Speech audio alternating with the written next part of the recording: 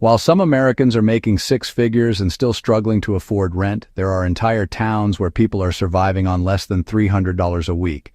That's $1,600 a year. Think about that. That's less than what most people spend on their car payment and insurance combined. In some Louisiana towns, the median household income is barely $19,000, meaning half the residents make even less. And here's the thing nobody talks about. These aren't ghost towns. They're real communities with schools, churches, and people trying to figure out how to eat dinner tonight. Hit subscribe because every week we expose the economic realities hiding in plain sight. On the surface, you might think this is just about poverty. But it's not. This is about demographic collapse, industrial abandonment, resource extraction economies that dried up, and small-town America becoming economic sacrifice zones. What you're about to see isn't random bad luck. It's systemic, and it's spreading. These 18 towns represent a quiet crisis most people in big cities will never witness until it reaches them.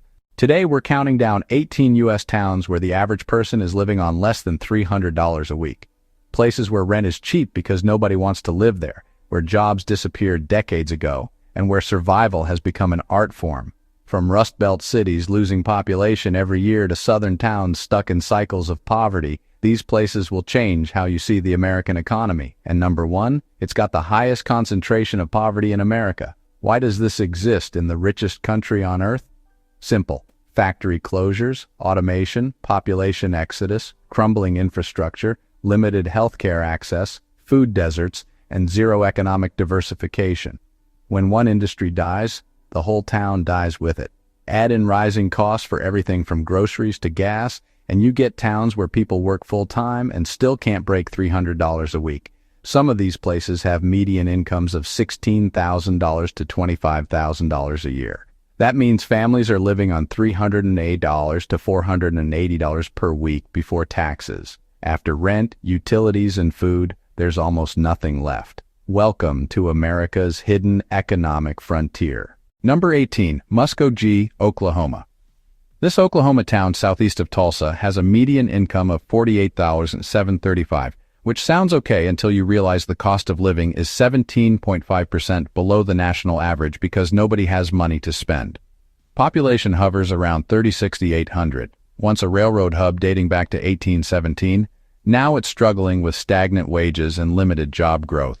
Median home prices sit at $373,500, completely inflated compared to local incomes.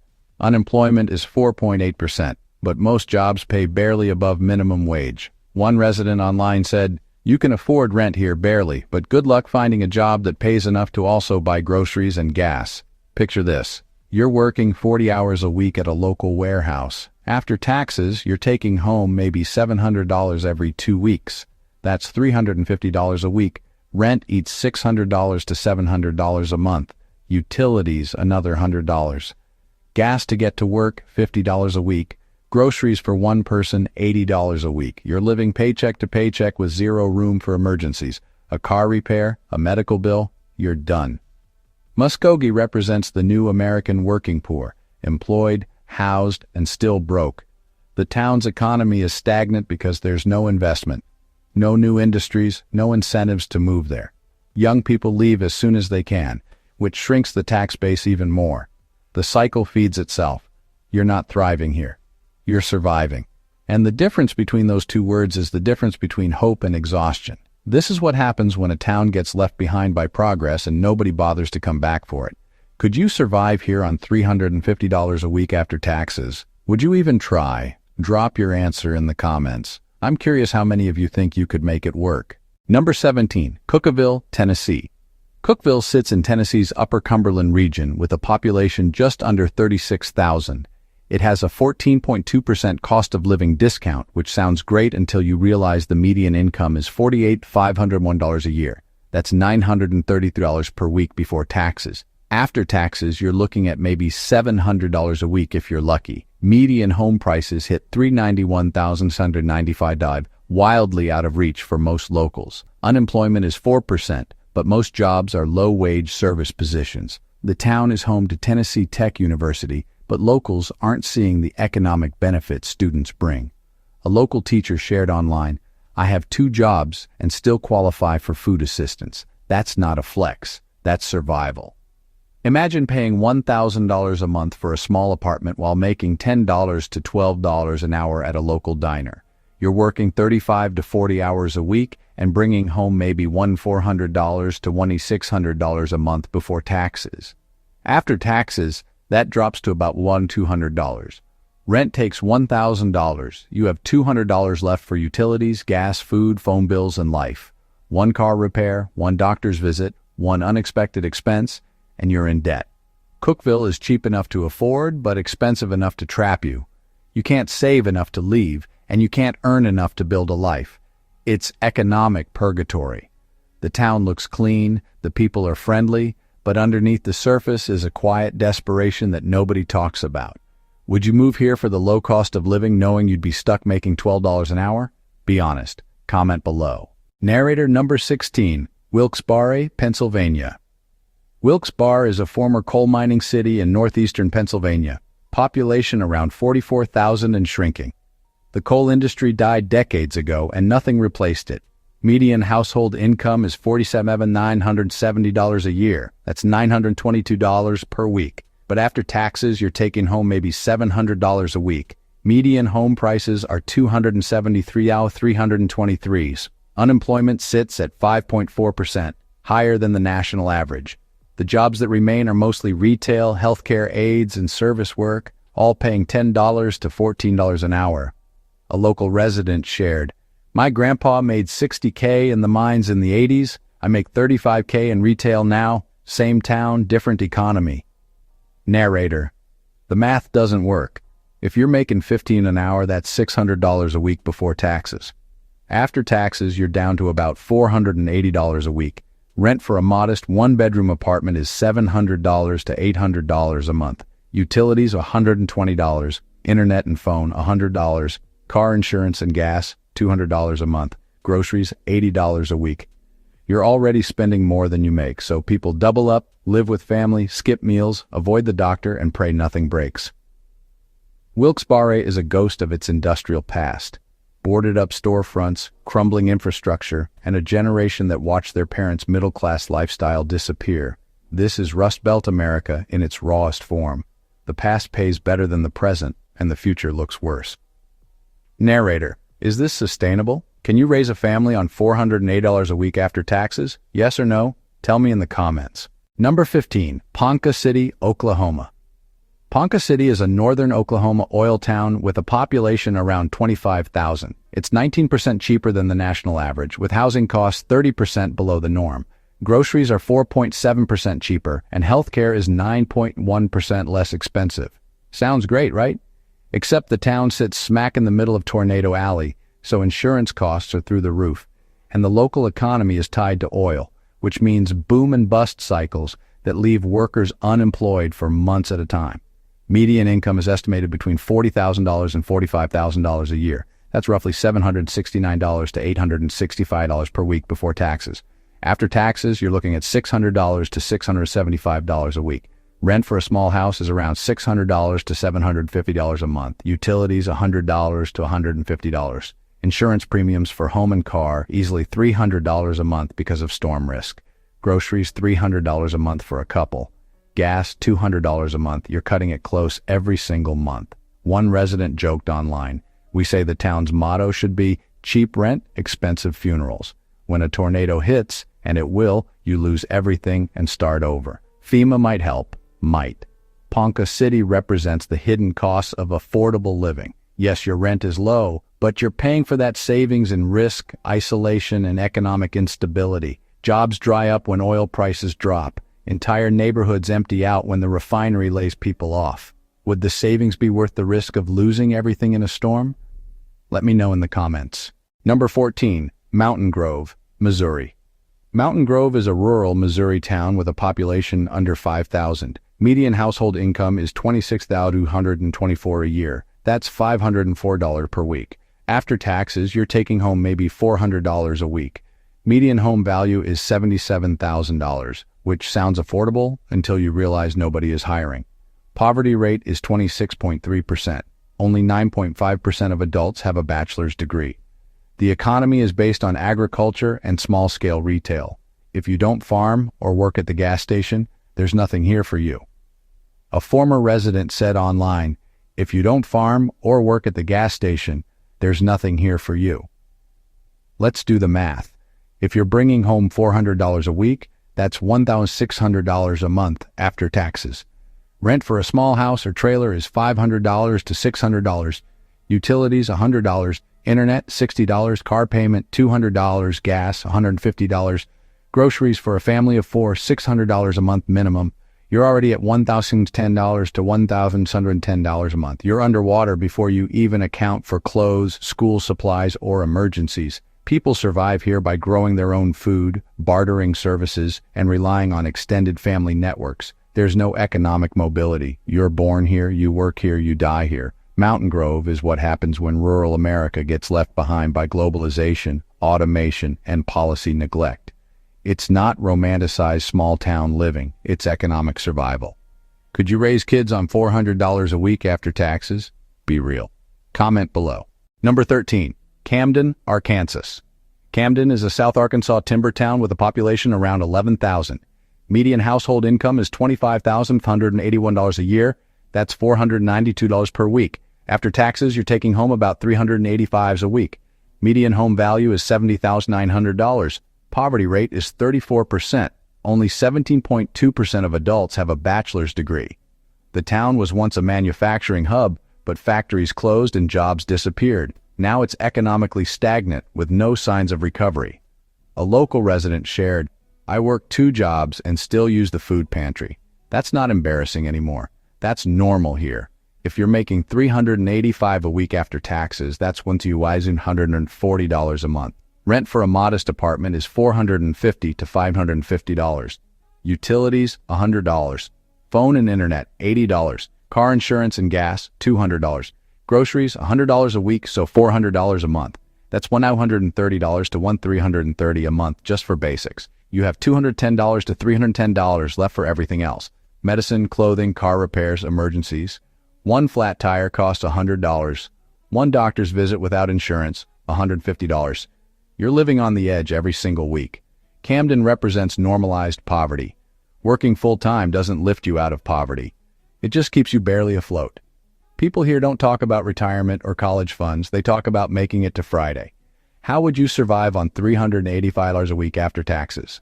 Seriously, tell me your strategy in the comments. Number 12. Deming, New Mexico. Deming is a southwest New Mexico border town with a population around 14,000. Median household income is $26,040 a year.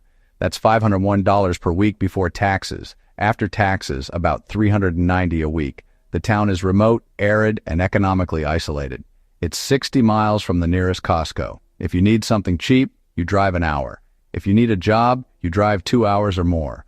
Limited infrastructure, high poverty rates, and border economy challenges make life here difficult. A local said online, "We're 60 miles from the nearest Costco.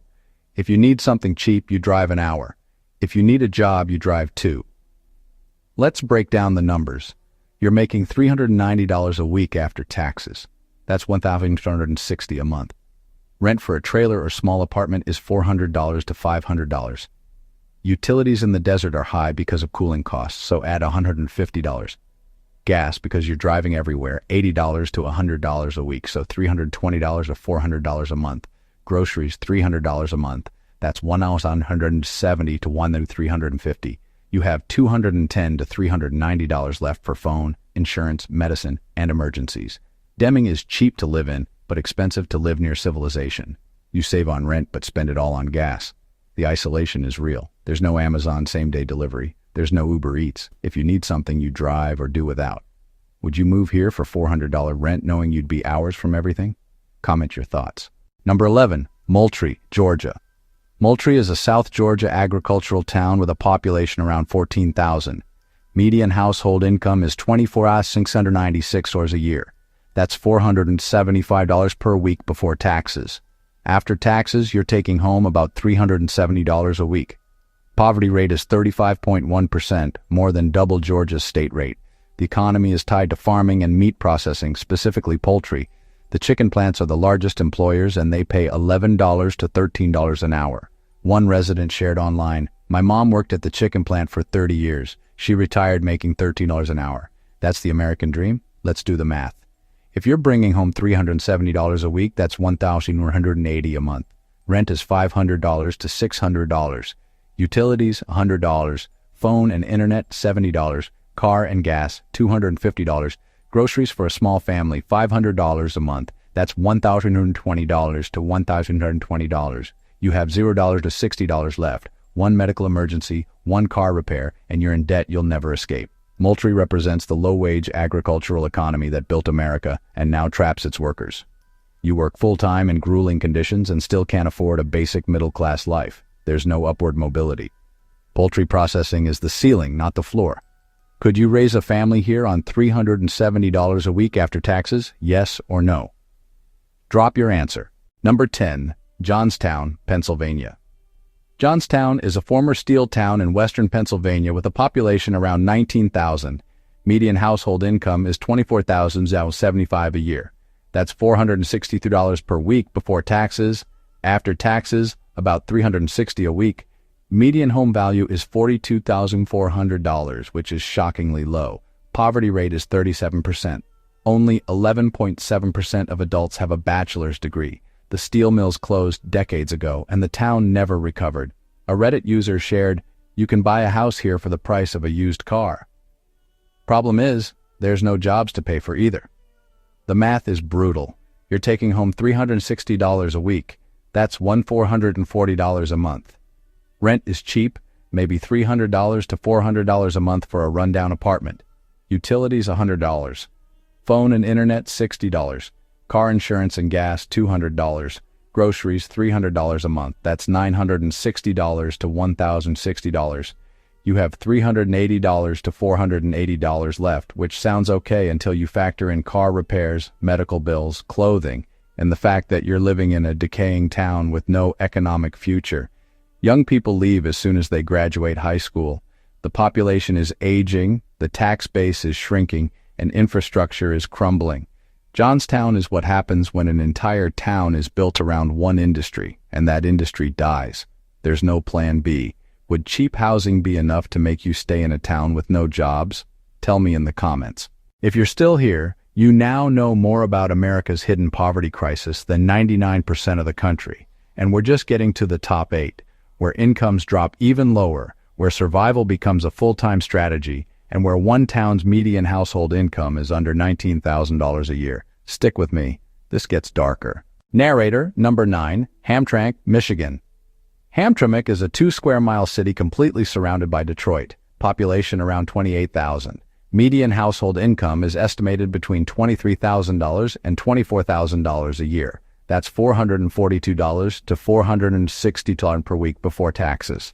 After taxes, you're taking home about $340 to $360 a week. Poverty rate is 49.6%. Nearly half the population lives below the poverty line. The city is incredibly diverse, with large immigrant communities from Yemen, Bangladesh, and Poland. Once a thriving Polish-American enclave during Detroit's auto boom, Hamtramck collapsed when Detroit did. A resident shared, "I pay $600 a month for a one-bedroom. My neighbors pay the same. None of us make more than $25K a year. We're all just stuck." Narrator, let's break it down. You're making $350 a week after taxes. That's $1,400 a month. Rent is $600. Utilities, $100. Phone, $50. Car insurance and gas, $150.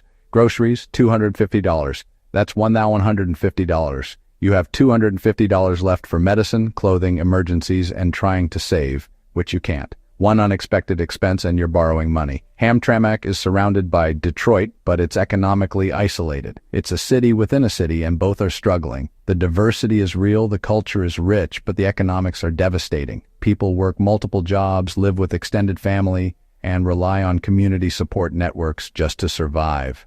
This is what concentrated urban poverty looks like, and it's less than 10 minutes from downtown Detroit's gentrified districts. Narrator, is this acceptable in 2025? Drop your thoughts in the comments. Number 8, Selma, Alabama. Selma is famous for its civil rights history. Bloody Sunday, the March to Montgomery.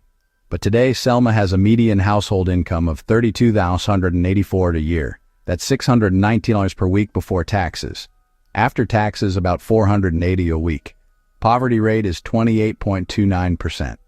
1 in 3 residents lives below the poverty line. Employment rate is just 52%, meaning nearly half the population isn't working. Average income is $35,500, which is 30% less than Alabama's state average. A Selma local said, "My grandmother marched in 1965. I'm working 2 jobs in 2025 and still can't afford health insurance. What changed?" Let's do the math. You're taking home $480 a week after taxes. That's $1,920 a month. Rent for a modest apartment is $500 to $600. Utilities, $120. Car and gas, $200. Groceries, $400 a month. Phone and internet, $80. That's $1,300 to $1,400. You have $520 to $620 left, which sounds okay until you realize you have no health insurance, no retirement savings, and no emergency fund. One medical bill wipes you out. Selma represents the gap between historical progress and economic reality. The city made history, but the people living there now are still fighting for basic economic security. Tourists visit the Edmund Pettus Bridge. Locals are trying to figure out how to pay rent. Would you stay or leave? Let me know in the comments. Number 7. Pine Bluff, Arkansas. Pine Bluff has a median household income of $41,250 a year, which sounds survivable until you realize 41.27% of households make less than $35,000 a year. That's $673 per week before taxes. After taxes, about $520 a week. Median rent is $831 a month. Median home value is $71,770. Cost of living is 14% below the national average, but that doesn't matter when you're barely making enough to cover rent. A local teacher shared, "You can afford to live here. You just can't afford to thrive here." Let's break it down. You're taking home $520 a week after taxes. That's $2,080 a month. Rent is $831. Utilities, $120. Car and gas, $200. Groceries, $400. Phone and internet, $70. That's $1,621. You have $450 left, which sounds okay, until you account for car insurance, medicine, clothing, and the fact that one emergency wipes out everything you've saved. Pine Bluff was once a cotton and timber economy powerhouse. Industrial decline in the late 20th century gutted the job market.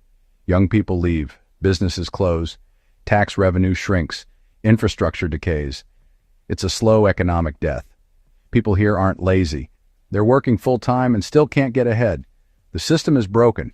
Is $520 a week after taxes enough to live? Comment your thoughts.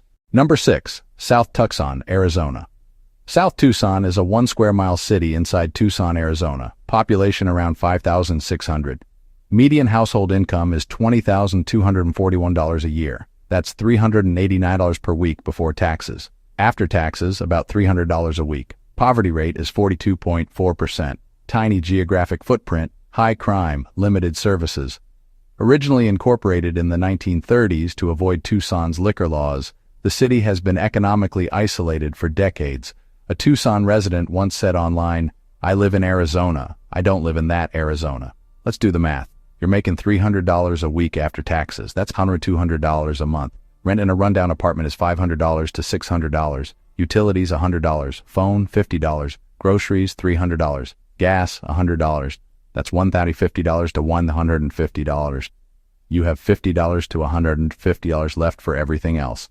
Medicine, clothing, emergencies, and trying to survive. One unexpected expense and you're done. South Tucson is technically part of Tucson, so it gets hidden in citywide statistics. Out of sight, out of policy. The people living here are invisible to the broader economy. They work, they pay taxes, and they're forgotten. Could you survive on $300 a week after taxes? Be honest in the comments. Number 5. Gladeview, Florida. Gladeview is an unincorporated community in Miami-Dade County. Population around 11,500. Median household income is $24,033 a year. That's $460 per week before taxes. After taxes, about $360 a week. Median home value is $89,800. Poverty rate is 44.6%. Only 7.8% of adults have a bachelor's degree. And here's the kicker. Gladeview is less than 10 miles from downtown Miami, one of the wealthiest cities in America. A local resident said, "I can see the Miami skyline from my porch. I can't afford to go there." Let's break it down. You're taking home $360 a week. That's $1,440 a month.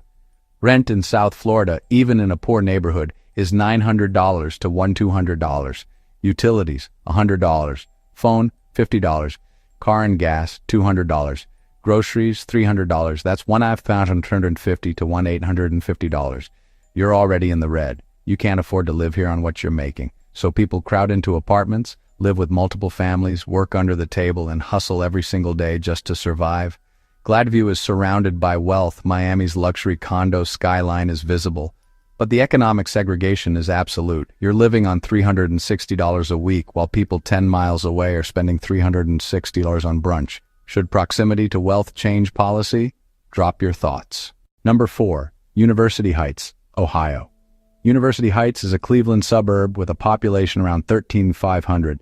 Median household income is $21,406 a year. That's $412 per week before taxes.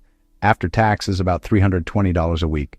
Median home value is $149,000. Poverty rate is 40.4%, and this is in a neighborhood surrounded by middle-class suburbs. Post-industrial collapse, white flight, and economic disinvestment created this pocket of poverty. A local resident shared, "My parents bought this house for $80K in 1995. It's worth $140K now. Meanwhile, my rent in the same neighborhood is $100 a month. Make it make sense." Here's the brutal math. You're making $320 a week after taxes. That's $1,280 a month. Rent is $100. You have $180 left for everything else. Utilities, food, gas, phone, medicine, clothing, emergencies. It's mathematically impossible. So people double up, take on roommates, live with family, or leave. University Heights is a Rust Belt story. Ohio's economic decline has been happening for so long, it's just background noise now. But the people living through it are still real. What's the solution here? Comment your thoughts. Number 3. Ville Platte, Louisiana. Ville Platte is a Cajun country town in central Louisiana, population around 7,100. Median household income is $28,174 a year. That's $555 per week before taxes. After taxes, about $430 a week.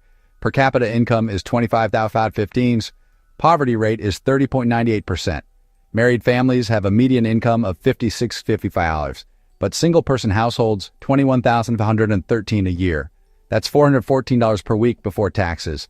After taxes, about $320 a week. A Ville Platte worker shared, "I make $11 an hour at the Dollar General. That's considered a good job here. Let that sink in."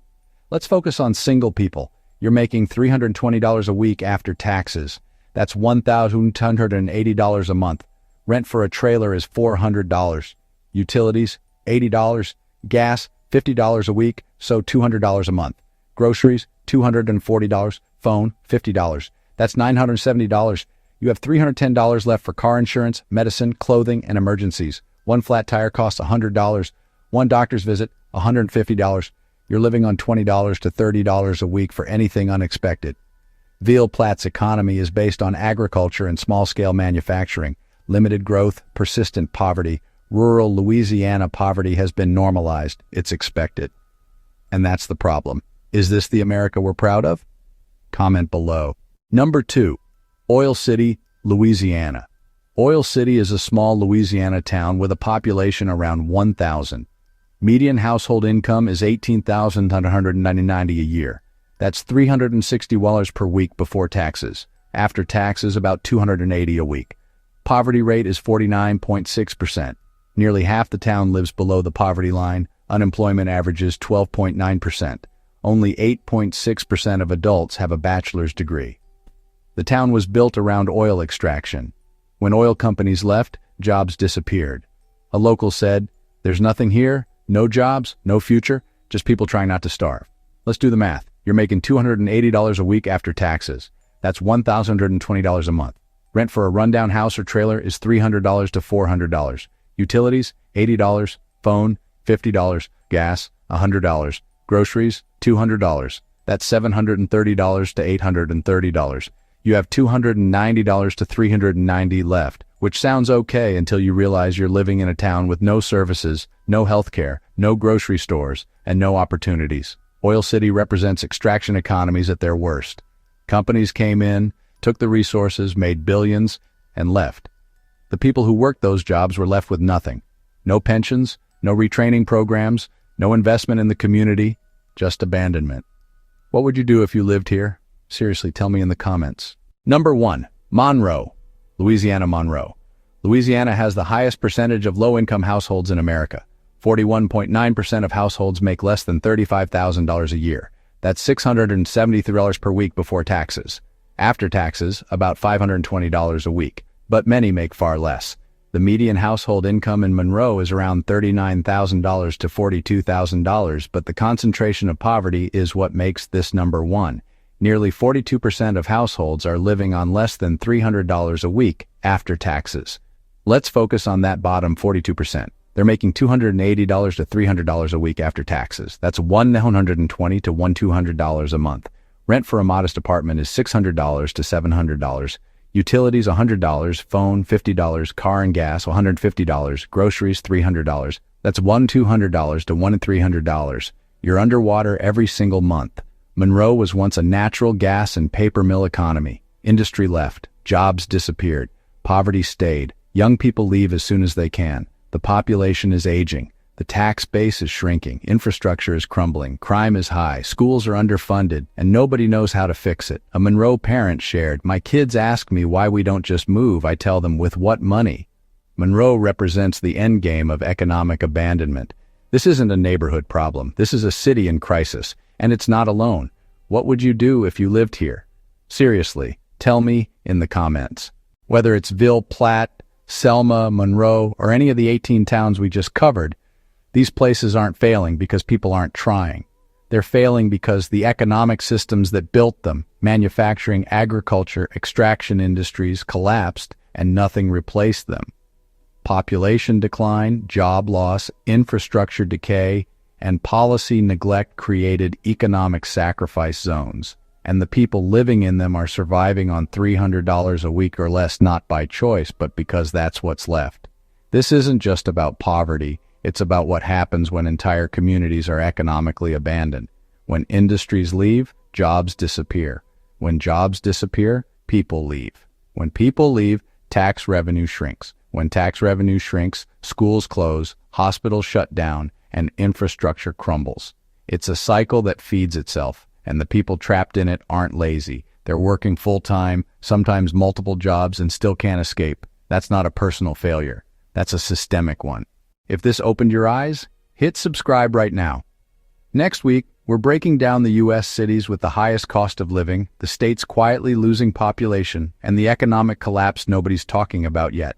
We don't look away from the uncomfortable truths. We shine a light on them. Because the only way to fix a problem is to admit it exists. This is World Economics Explained, and we're just getting started. See you in the next one.